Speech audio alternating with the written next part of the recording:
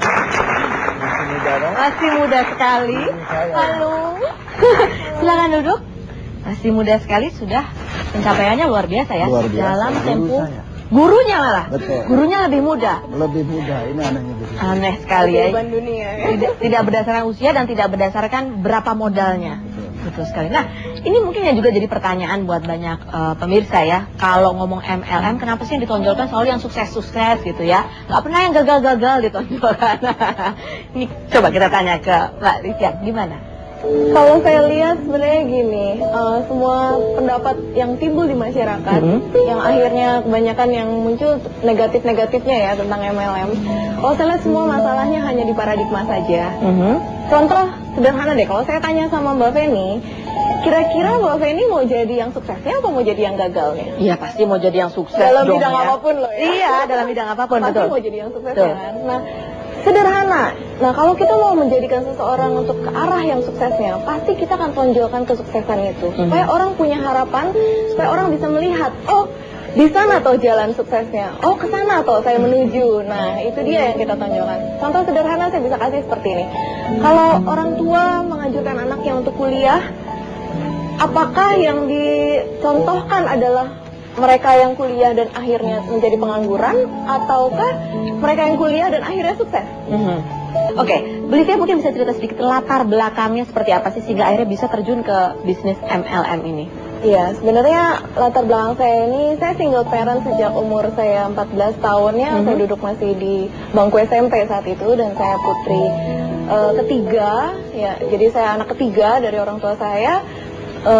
Saya bungsu, kakak saya ini dua-duanya laki-laki dan mereka akhirnya kami semua bertiga ketika kami kehilangan figur seorang ayah, kehilangan ayah, kami semua bertiga itu hidup dari hasil MLM karena ibu saya pelaku MLM. Oh, jadi dari ibunya. Jadi sebenarnya dari saya melihat MLM itu baik dari sejak saya masih kecil sebenarnya. Karena sudah merasakan hasilnya. Iya, karena ibu saya ini latar belakangnya hanya ibu rumah tangga biasa. Benar-benar ibu rumah tangga biasa yang taunya hanya pergi ke pasar, masak untuk anak-anak dan suami, kemudian antar jemput saya ke sekolah.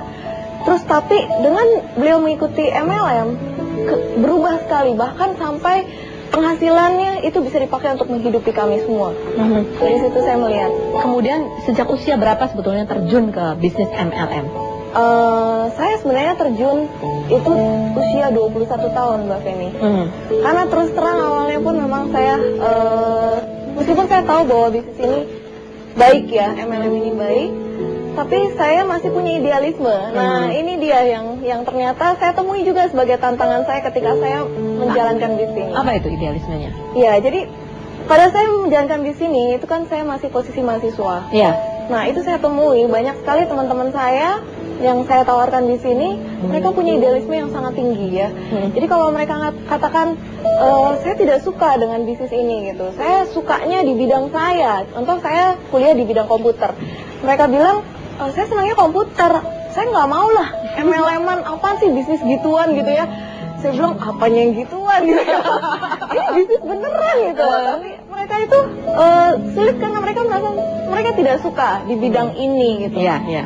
Nah, kalau saya lihat pada akhirnya pemecahannya adalah contoh sederhananya gini. Kita melakukan sesuatu yang kita suka, kalau kita mengejar income-nya, akhirnya itu tidak menjadi satu kenikmatan. Betul nggak? Contoh dulu, kalau saya boleh ambil contoh dari Pak Heru yang luar biasa ini. Pak Heru ini sudah pengusaha, bengkelnya punya banyak di Bali. Nah, karena hobi mobil Mbak Feni. Dari hobi ya? Iya, hobi mobil. Do what you like.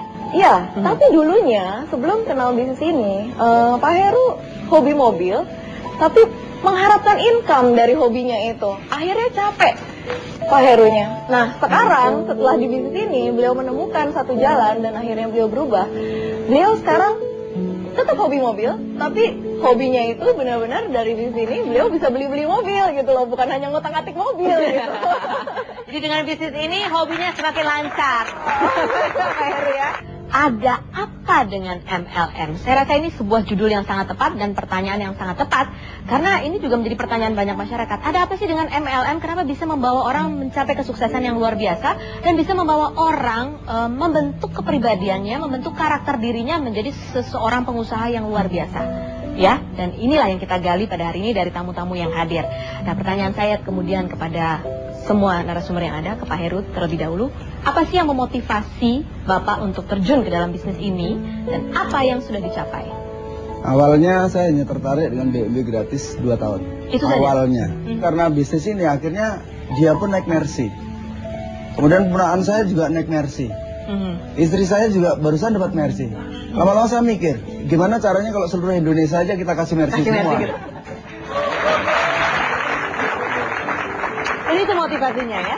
Seluruh Indonesia dikasih Mercy gratis. Jadi ini satu solusi bagi bangsa Indonesia. Bagaimana caranya kita bisa mengubah. Karena di bisnis ini kita bukan hanya sekedar dapat uang, tapi yang lebih dalam lagi adalah kita mendapatkan pengembangan diri yang bisa mengubah mental pikiran kita. Sehingga kita bisa berwawasan menjadi seorang yang bermental sukses. Dan ini adalah satu solusi bagi bangsa Indonesia yang hari ini problem. Problem bangsa Indonesia kalau dilihat ini sebagai problem yang besar adalah kebanyakan manusia, kebanyakan jumlah penduduk. Tapi sebetulnya kalau kita mau lihat lebih positifnya lagi, justru penduduk banyak, kita akan punya potensi yang sangat besar kalau SDM-nya kita kembangkan. Dan solusinya melalui Unicorn dan TNC, bangsa kita akan berubah. Dan saya yakin itu. Bagaimana dengan Pak Rizky? Apa awal mula yang memotivasi? Saya pengennya bebas waktu, punya banyak waktu buat keluarga, bukan cuma punya uang aja, tapi bisa menikmati dengan orang-orang yang saya cintai. Itu impian saya. Dan saya dapatkan dari usaha ini. Kalau Ibu Livia, apa yang motivasi? Saya punya satu motivasi yang paling dasar, yang paling penting buat saya adalah saya ingin mempensiunkan mama saya. Karena saya lihat sekali kerja kerasnya beliau dari sejak ditinggal oleh papa saya, dan saya benar-benar ingin sekali melepaskan beliau dari kesulitan hidup gitu. Saya ingin beliau menikmati masa tuanya dengan sangat-sangat bahagia tanpa harus memikirkan kekurangan uang. Bagaimana mencari uang? Dan itu sudah terpenuhi? Dan itu sudah sangat terpenuhi. Mama saya udah pensiun sekarang. Cinta, sebuah motivasi yang luar biasa sekali ya.